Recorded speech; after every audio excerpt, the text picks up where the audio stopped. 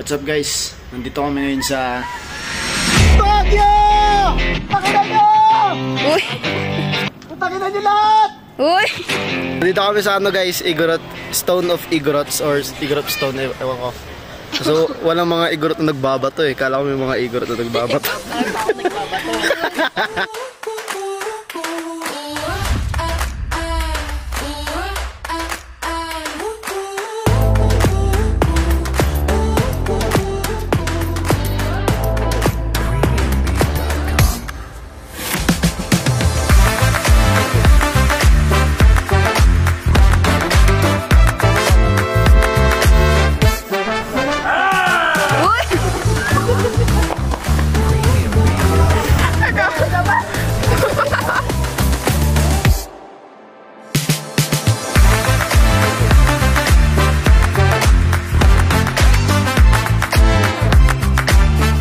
Guys, nandito naman kami ngayon sa Botanical Garden kung saan makakatagpuan yung mga iba't ibang halaman.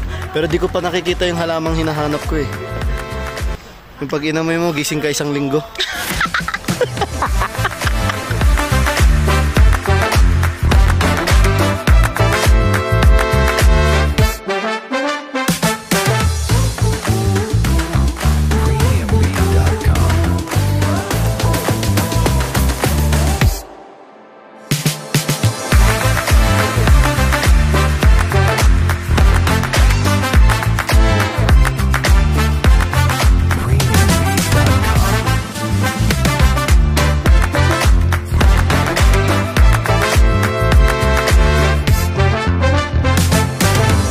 Nandito kami sa pinakamataas na view deck daw nila. Ay, nakaano pala, mirror. Ay, oo nga. Sorry na. Is napakababa ng temperatura dito guys, sa sobrang lamig. Hindi, taas mo yan. Hindi ako nagkakape pero kailangan natin magkape sa lamig na to. May kape po dito. Kangkong chips, but lumabas na ang aring araw. So guys, tapos na kami magkape. Punta na kami sa pinakapupuntahan talaga namin, which is yung Atok Farm.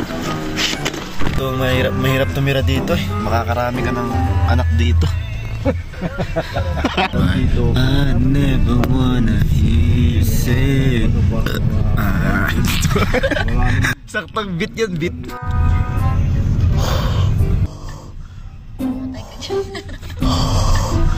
Mamatay ka dyan. Hindi, gagawin natin tinted dyan sa akin. Dito tayo magdodrawing ng romantic heart. Oops. Oops. Oops. Guys, may kasama kami ngayon. Nandito po si Jay Costura. Ayan.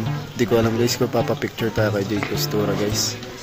Nasa likod po natin. Ito po yung ano nila, entrance fee. Ito, mahal ng fee guys. Iba yung entrance fee sa environmental fee. Environmental fee sa may registration is 50 pesos isa.